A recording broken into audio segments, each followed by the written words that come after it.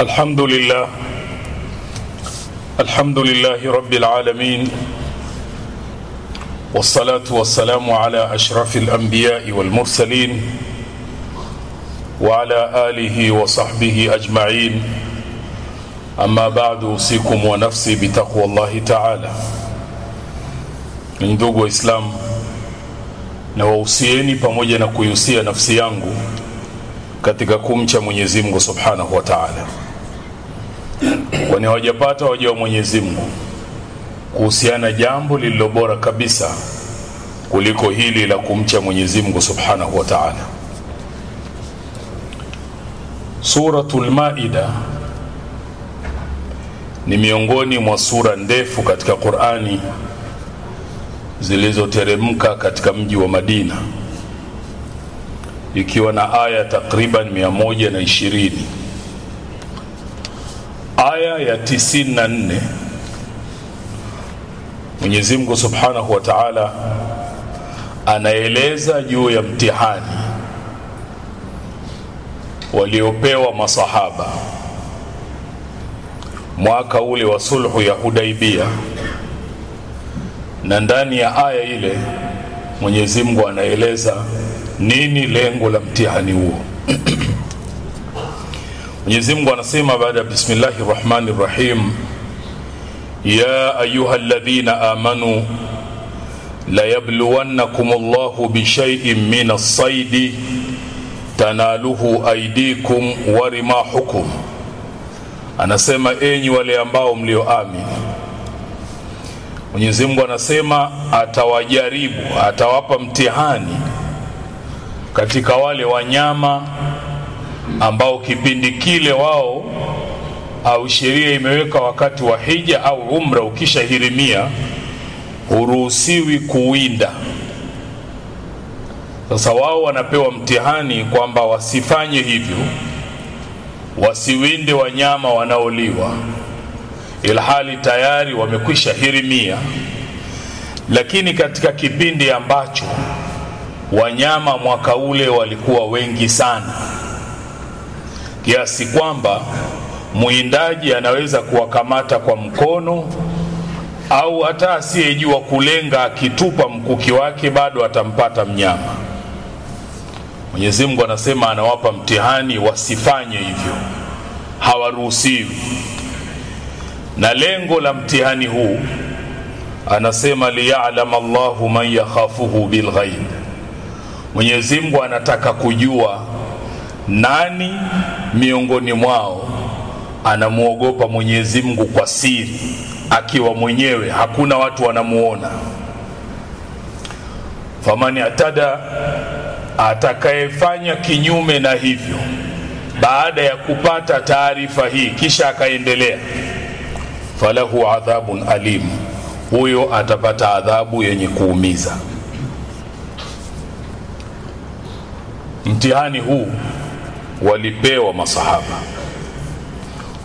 wa kwamba hawaruhusiwi kuwawinda wale wanyama ambao walikuwa wengi mno, lakini Mwenyezi Mungu anataka kujua kati yao nani anayemuogopa yeye kwa siri.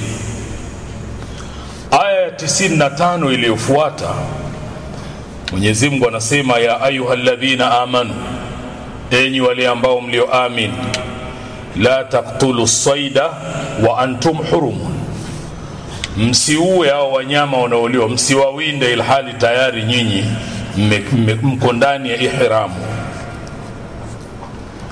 Lengo, Mungu anataka kujua nani kati yao anayemuogopa yeye kwa siri. Kuogopa kwa siri ndio kuogopa kwa mwanzo kunakotakiwa katika kumuogopa Mwenyezi Mungu. Kuogopa kwa siri na kuogopa kwa dhahir. Kuogopa kwa dhahir kila mmoja anaweza kufanya, maadamu watu wamekuzunguka wanakuona. Unaweza kuacha kufanya kwa sababu watu wanakuona, lakini ukasafiria kuwa unamuogopa Mwenyezi Mungu. Lakini unapokuwa huna mtu anayekuona, au uko pahala hakuna watu wanakujua, uko ulikosafiri kibiashara, ukaacha kufanya yaliyoharamishwa kwa sababu unamuogopa Mungu, ndio kuogopa kwa siri. Wao walipopewa mtihani ule, Mungu alikuwa anataka kujua nani anamuogopa kwa siri, na kuogopa kwa siri kuna malipo makubwa. Mwenyezi Mungu anasema katika suratul Mulk aya ya 12 baada ya bismillahir rahmanir rahim, innal ladhina yakhshawna rabbahum bil ghaib, hakika ya wale ambao wanayemuogopa Mola wao kwa siri kwanza, lahum maghfiratun wa ajrun kabir, wana msamaha wa Mwenyezi Mungu, ni haki yao kupata, na wana malipo yaliyo makubwa. Kwa hivyo kuogopa kwa siri ni dalili ya ukubwa na nguvu ya imani ya mtu. Kuogopa kwa siri ni dalili ya usafi wa moyo wa mtu. Kuogopa kwa siri ni dalili ya ukweli wa yakini ya mtu yule. Mwenyezi Mungu Subhanahu wa Ta'ala atujalie na sisi tuwe miongoni mwa hao. Wallahu Subhanahu wa Ta'ala yaqul, فإذا قرأت القرآن فاستعذ بالله من الشيطان الرجيم. أعوذ بالله من الشيطان الرجيم. بسم الله الرحمن الرحيم. يا أيها الذين آمنوا لا تقتلوا الصيد وأنتم حرم. صدق الله العظيم. بارك الله لي ولكم بالقرآن العظيم، ونفعني وإياكم بالآيات والذكر الحكيم. أقول قولي هذا، استغفر الله العظيم لي ولكم فاستغفروه إنه هو الغفور الرحيم وهو البر الكريم. الحمد لله، الحمد لله رب العالمين، والصلاة والسلام على أشرف الأنبياء والمرسلين وعلى آله وصحبه أجمعين. أما بعد، أوصيكم ونفسي بتقوى الله تعالى. ndugu wa Islam, na wausieni pamoja na kuyusia nafsi yangu kumcha Mwenyezi Mungu Subhanahu wa Ta'ala, kwani hawajapata wajua Mwenyezi Mungu kuhusiana jambo lililo bora kabisa kuliko hili la kumwogopa, la kumcha Mwenyezi Mungu Subhanahu wa Ta'ala. Masahaba mwaka wa Hudaibia walipewa mtihani na walifaulu mtihani ule. Lengo la mtihani, liya'lam Allahu man yakhafuhu bil ghaib. Mwenyezi Mungu anataka kupambanua, anataka kujua nani anayemuogopa kwa siri. Sisi leo tunao mtihani, na mtihani wetu ni simu zetu, smartphones. Mtihani wetu ni mitandao ya kijamii tulionayo. Nayo ni mtihani kwa lengo lile lile. Mwenyezi Mungu anataka kujua nani anayemuogopa kwa siri, kwa sababu kwa mara ya kwanza katika historia ya mwanadamu ulimwenguni, leo unaweza kusengenya ukiwa peke yako, wala hakuna mtu anakuona, wala uhitaji mtu wa pili pale ulipo. Unachohitaji ni smartphone. Kwa mara ya kwanza katika historia ya mwanadamu, unaweza kuchafua na kumdhalilisha mwingine ukiwa peke yako, wala uhitaji mtu mwingine. Unachohitaji ni smartphone.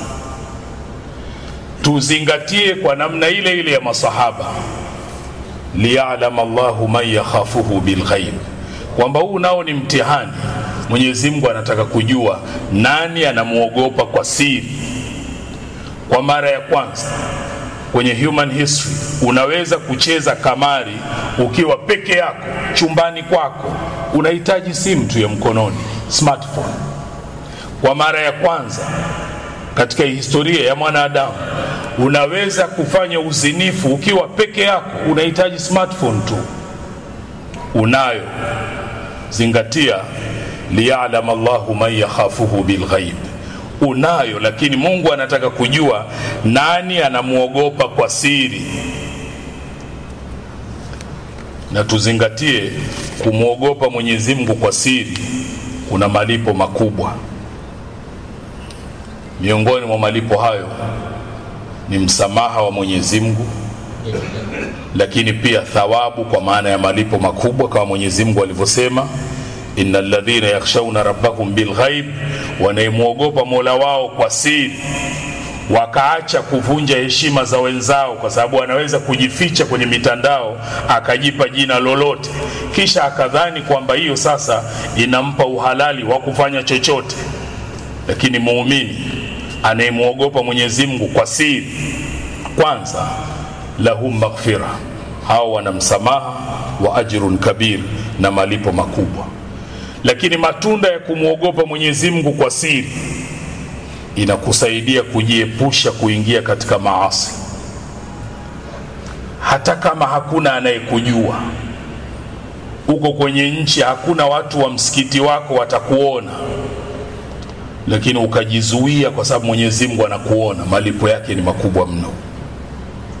Paka wanatuambia idha ma khalauta ad-dahra yawman fala taqul khalautu, ukiwa pahala peke yako usiseme niko peke yangu hakuna anayeniona, walakin qul alayya raqibu, lakini sema yuko anayeniona, Mwenyezi Mungu anakuona. Wanazuoni wakatuambia mambo gani yanamsaidia mtu katika kumuogopa Mwenyezi Mungu kwa siri. La kwanza wakasema kukumbuka umauti, kifo, na kwamba umauti unakuja ghafla, hakuna anayejua atakufa wapi, atakufa lini na katika hali gani. Kwa hiyo kwenye sura hii inakufanya saa zote uchukue tahadhari, usiingie kwenye kufanya mambo kisha umauti ukakukuta huko. Lakini la pili wakasema kufikiria kwamba dunia hii inapita, kila kilichomo katika dunia ni mata'ul ghurur, ni starehe yenye kudanganya, inapita. Tatu, kukumbuka kwamba madhambi yanaondosha ile halawa ya imani, ile ladha ya imani inaondoshwa kwa madhambi, na kuacha madhambi ndo kunaleta ile ladha ya imani ambayo mja anaipata kwenye moyo wake. Liya'lam Allahu man yakhafuhu bilghaib, Mwenyezi Mungu alipowapa masahaba mtihani ule aliwaambia anataka kujua nani anamuogopa Mwenyezi Mungu kwa siri. Na sisi leo tunao mtihani wetu huo. Mwenyezi Mungu anataka kujua nani anamuogopa Mwenyezi Mungu kwa siri. Haitoshi kuweka password za kila namna, kwamba kwenye WhatsApp una password, kwenye gallery yako una password, kwenye video zako una password, kwenye kila kitu umeweka, ili mradi unaona hapo ndo umejistiri. Unasahau wa Mwenyezi Mungu anakuona vile unavyoviangalia, yale unayoyafanya, akili nzuri aliyokupa, maarifa mazuri na elimu aliyokupa. Unadhani hiyo ndiyo njia nzuri ya kumshukuru? Innal ladhina yakhshawna rabbahum bilghaib, wale wanaomuogopa Mola wao kwa siri wana msamaha wa Mwenyezi Mungu, lakini wana malipo yaliyo makubwa. Mwenyezi Mungu atujalie tuwe miongoni mwa hao.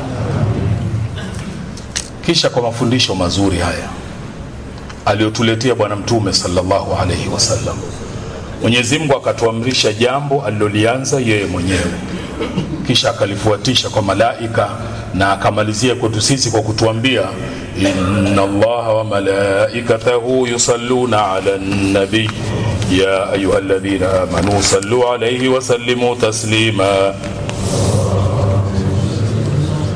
اللهم صل وسلم على سيدنا محمد وعلى اله وصحبه اجمعين، خصوصا منهم امير المؤمنين سيدنا ابي بكر الصديق، امير المؤمنين سيدنا عمر بن الخطاب، امير المؤمنين سيدنا عثمان بن عفان، امير المؤمنين سيدنا علي بن ابي طالب، بقية العشر بشرين بالجنة، وعن أزواج نبيك وعمي وسبطي ذوي الإخلاص والصفا. ربنا تقبل منا إنك أنت السميع العليم، وتب علينا إنك أنت التواب الرحيم، واغفر للمؤمنين والمؤمنات والمسلمين والمسلمات الأحياء منهم والأموات برحمتك يا أرحم الراحمين. عباد الله، إن الله يأمر بالعدل والإحسان وإيتاء ذي القربى وينهى عن الفحشاء والمنكر والبغي يعظكم لعلكم تذكرون. واذكروا الله العظيم يذكركم، واشكروه على نعمه يزدكم، ولذكر الله أكبر، والله يعلم ما تصنعون.